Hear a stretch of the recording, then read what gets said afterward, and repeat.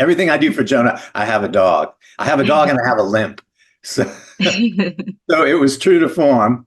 And he said, and we're going to make an artificial head for you. And I thought that sounded like fun. Congratulations on both of your roles in Fallout and Evil. How does it feel to be part of two highly anticipated and thrilling series? It's nice. I mean, but it's how I like it to work. I mean, it's how I choose the material that I work on. I've had good fortune over the years to fall in with both of the show running teams that we're talking about here, and yeah, you have the confidence that the writing will be strong and that the finished product will be carefully handled. Mm-hmm. So those are things that I feel good about when I work with Jonah Nolan or with the Kings. You know, Robert and Michelle King, I feel like I'm part of a repertory theater company that they run. You know, it's so great. It's so calm and professional. It's just it's what you want when you're an actor in my circumstances. Okay. Can you tell us more about your character in Fallout and what drew you to the role?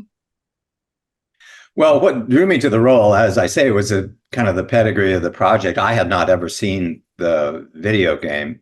I don't think I've ever actually played a video game, but I heard it was globally popular, and I know it must have had some political and artistic uh, weight if Jonah Nolan was going to pursue it, because he goes after serious themes, and I just say he's such a good writer. So when he came to me and said, "I have this part for you.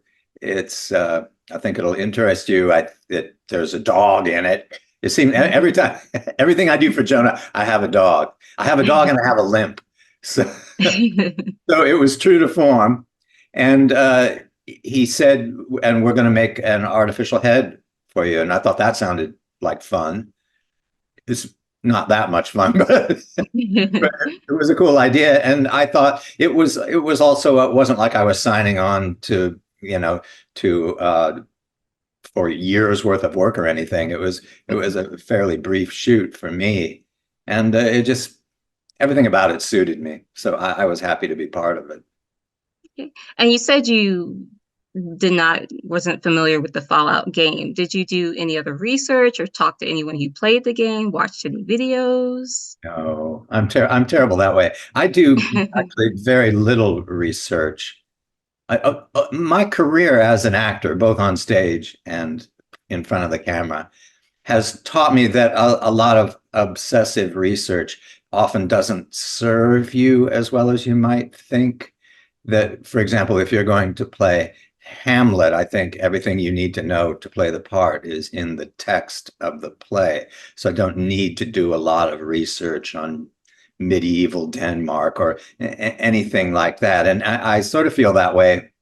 I do feel that way about pretty much every role I've ever had in the camera world, which was that it was there on the page if the writing is good. And in both of these cases, the writing was very good. Okay. Moving on to Evil, what can fans look forward to in the fourth season? Wow, If I you have to can pass my reveal mom. anything. It's been so long since we shot the bulk of season four. It's a year now since I wrapped on season four. Now we have since added new episodes, which we're filming now. But what happens in season four? Well, Leland, my character, gets a taste of what it's like to raise a difficult child who's possibly a demon. Um, it's funny that way, also kind of horrifying. And the developments in Kristen's biological life are going to get interesting. I don't know how, because this will be upcoming, the last season of Evil. And I haven't seen the last script, so I'm not sure how things get wrapped up, but wrapped up they will be. And I'll be as interested as anyone to see what that means. Okay. You're no stranger to playing complex and often villainous characters. What draws you to these roles? I think it's complexity, really. It just, I hardly know what to do with good guys, but the villains usually are playing on several levels. They have their subterfuges and their camouflage, the lies they tell, the deceptions they weave. I like all of that. They're living in a world of a game, sort of. And I like playing in that and, sort of poking and prodding the people around me and seeing how I can make things happen. I like mischief makers. It's just fun. Looking back at your role as Ben Linus in Lost, how do you think that character has influenced your career? Well, it went a long way to making my career in the world of television, I think. I was working already, but that one was so visible. And how I came to have the role and the kind of role it was and the kind of show it was made it a story unto itself. I felt like it was a great adventure. I think some of the work that came after, well, that and lots of the work I've done comes from my first appearance on TV where I played a serial killer. This is before Lost. This is when I was on The Practice. That's 5 years, I think, before I was on Lost. But people got a kind of eerie vibe off of me playing William Hinks on The Practice. And I think that was a lasting impression. I have gone on to, I've played silly roles and funny roles, but the series that I have been on have been kind of grave and dark. Although on Person of Interest, Harold Finch was a good guy, a wonderful person, but he was mysterious and his motives weren't completely clear. And he was living in a dark world and confronting dark powers. Okay. What lessons? Maybe dark powers is the theme here, the unifying theme, dark powers. Dark powers. Okay. Well, what lessons or experiences from Lost have you carried into your work on future projects like Fallout or Evil? I guess the same.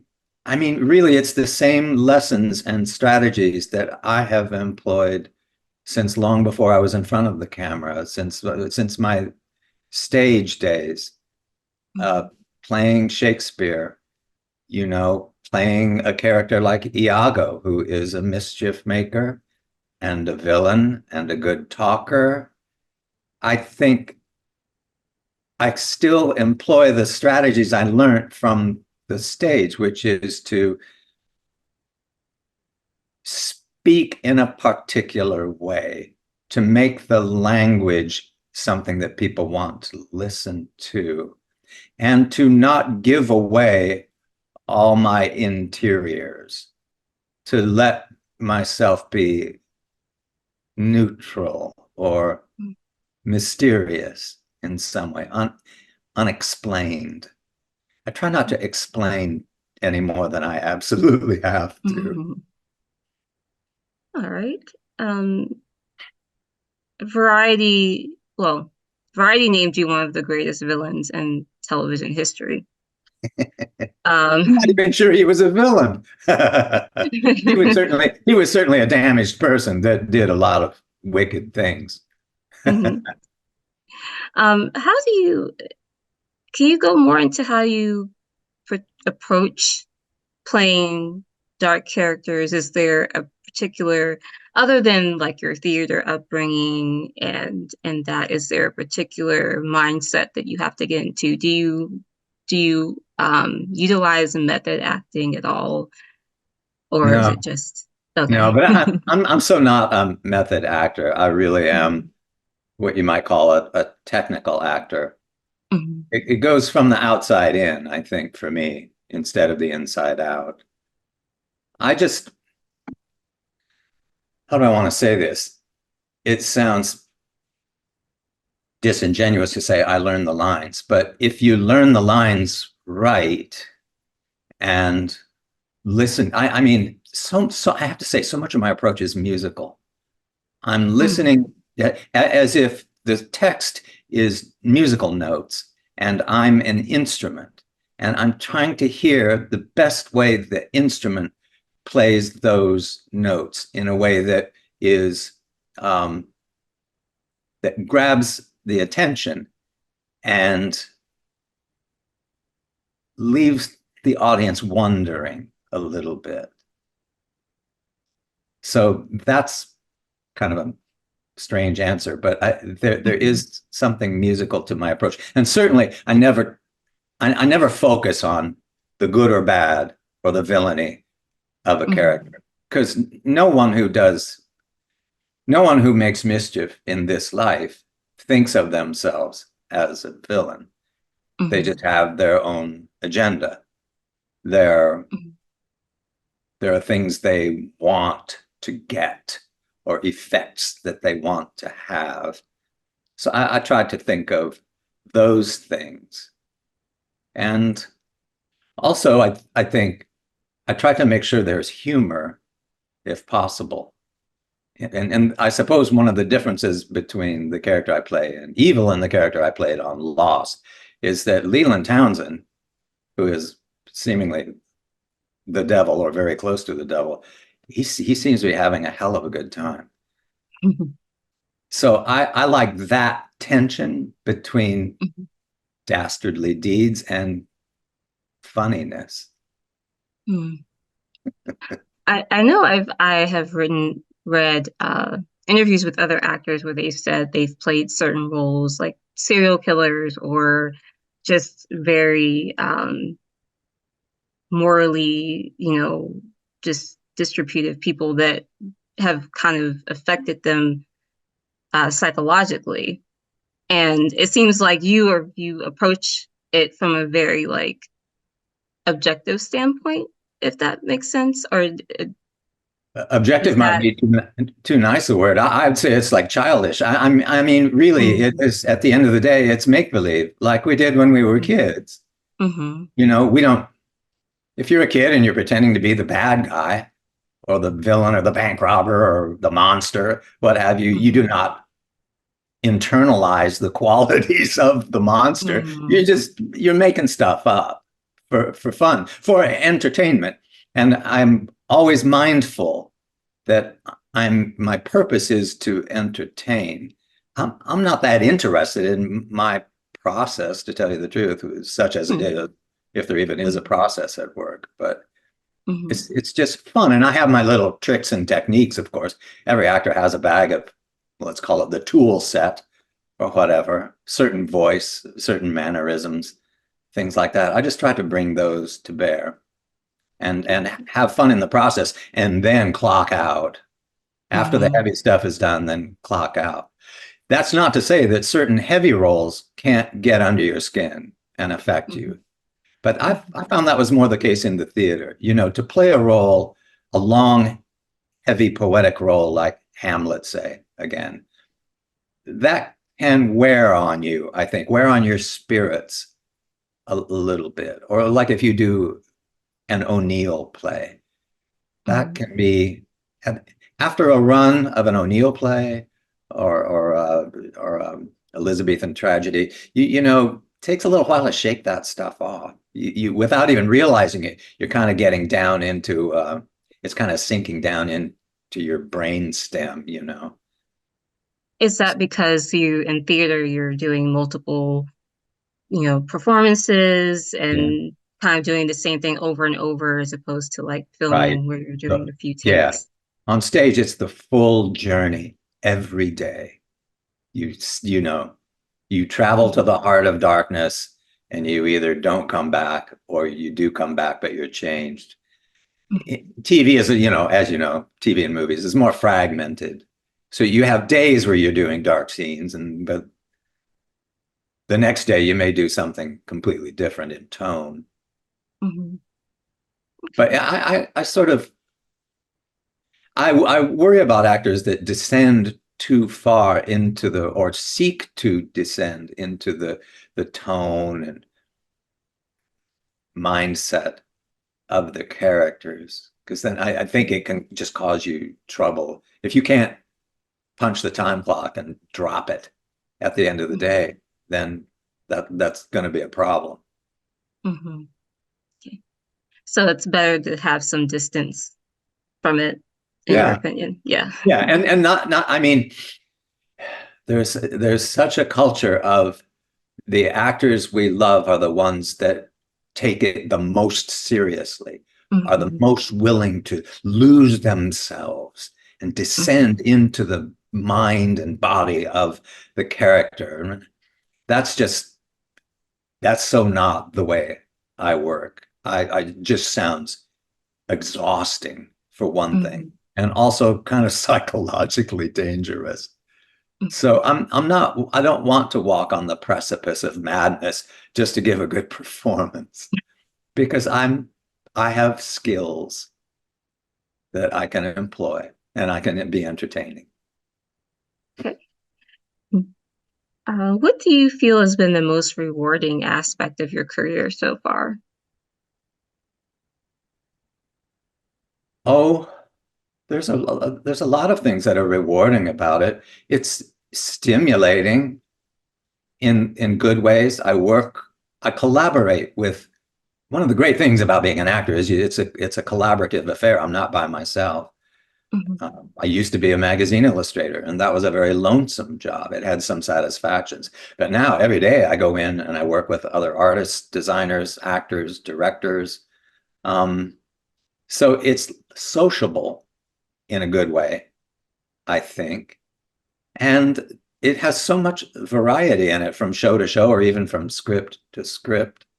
Mhm. I do like that.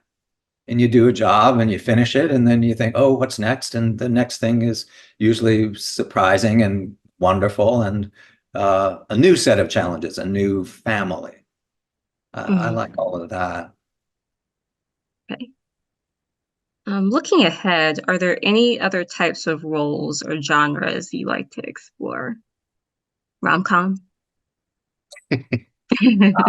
Yeah, I suppose it would have to be, it would be like senior rom. Yeah.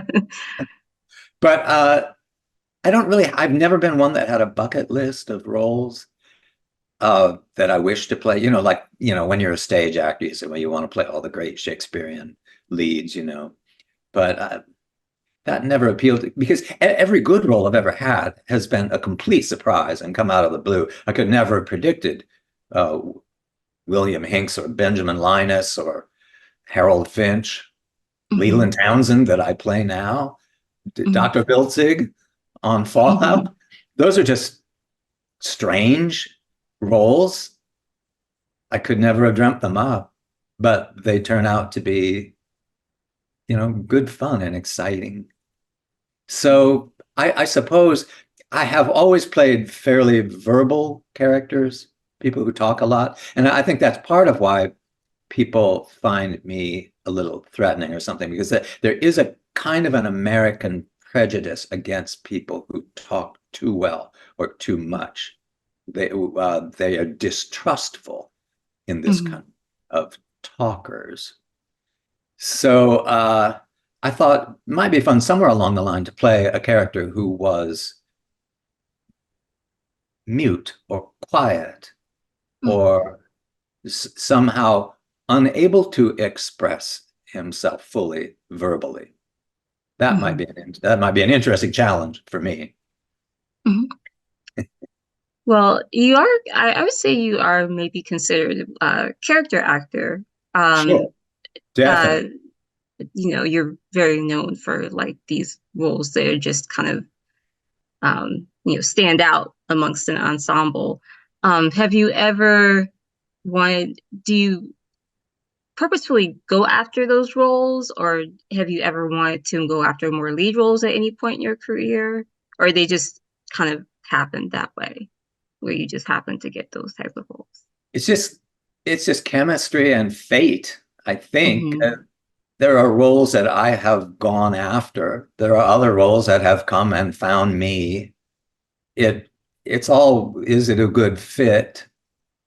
You know, do I like it well enough to invest in this role or this audition? And I mean, I suppose there's, I mean, obviously, all character actors like myself, we have certain things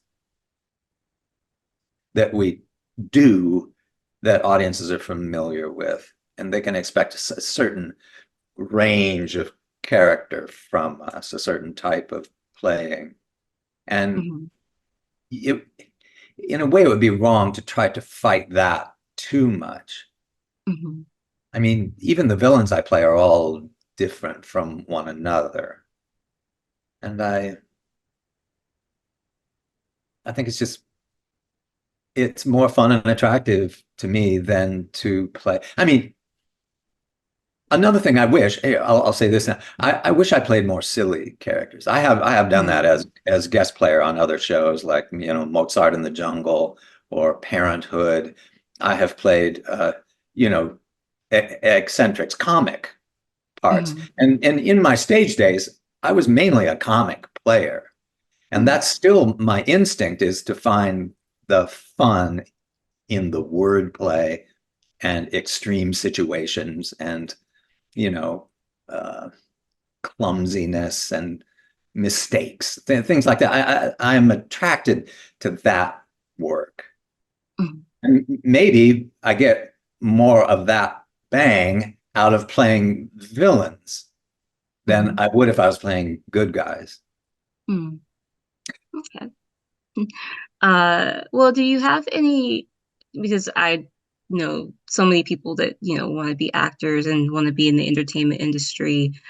With your vast breadth of experience, do you look at people kind of they're new and coming into it? Do you have any specific advice for people that want to, build up a career similar to yours in such a competitive industry? Yeah, it's kind of a tough industry. I would say find out if you really love it. And I don't mean the results of it. I mean the process of it. Hmm. You really like, are you really interested in spending your life learning lines and showing up early on a set or going to rehearsal? All of that. If you do love it, then my advice would be to be patient and to be kind to yourself and not be Hmm. too focused on what other people are doing or their path or their skyrocketing to stardom or anything like that, because your path is going to be yours and yours alone. And then I would ask them to answer the question, could I stand to do this if I wasn't successful for 20 or 30 years? That's kind of a good question to have an answer to for yourself, because Hmm.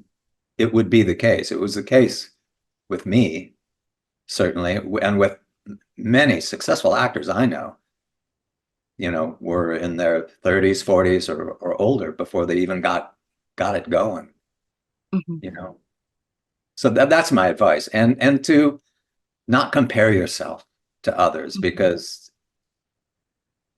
if you're an actor, if you're a character actor, sooner or later you're going to be the exact right choice for a particular role. It may take a while, Hmm. but there is a role for you somewhere out there. Okay. Well, speaking of roles, is there anything you have coming up in the future that you can talk about? Any No, projects? the future is a blank slate for me. Once I finish in a week or two, I'll be done with Evil forever, Mhm. and I have no jobs lined up. Mhm. But I'm not overly worried about that. Something will come. Yeah. And finally, what message or impact do you hope your work leaves on audiences? The the impact that it has already had, which is that people remember me. They had some thrills and chills. They had some laughs. They stop me on the street.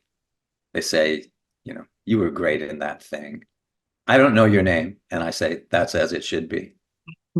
You know, they remember the characters. Oh, there's that guy. There's that guy. I love it that people will say, as long as these programs are still, you know, electronically available, that they'll say, oh, there's that guy. Let's watch this. That's great. Well, Michael, this has been a pleasure. Thanks, Ash. Um, I really enjoyed speaking with you. Thank you for joining me today. Thank you. It was fun.